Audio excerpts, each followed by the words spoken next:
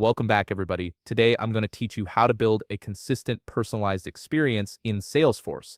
This process allows you to create customized digital experiences for your customers or employees, making their interactions with your Salesforce environment more engaging and tailored to their specific needs.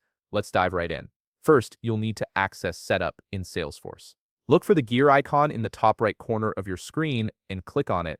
This opens up the administrative hub where you can configure all your Salesforce settings and features.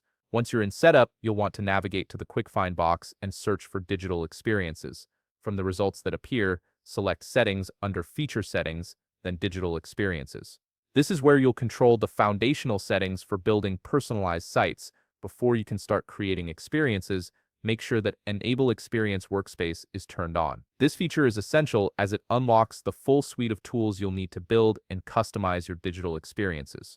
Once that's confirmed, head over to All Sites. Here, click New to start creating a fresh Experience Cloud site. You'll be presented with several template options, each designed for different use cases. Select a template that aligns with your goals, whether that's Salesforce tabs plus Visualforce or the customer service template, then click Get Started. Next, you'll need to name your site something that clearly identifies its purpose or audience. After entering the name, click Create to generate the site framework. Salesforce will now build the basic structure of your site based on the template you selected. Once the site is created, you'll see it listed in your All Sites overview. To begin customizing it, click on the site name and select Builder. This opens the Experience Builder, which is your main workspace for designing and personalizing the site. Inside Experience Builder, you'll find a drag-and-drop interface that makes it simple to add personalized content blocks. You can incorporate components like dashboards, calendars, feeds, and many more to create a dynamic and relevant experience for your users.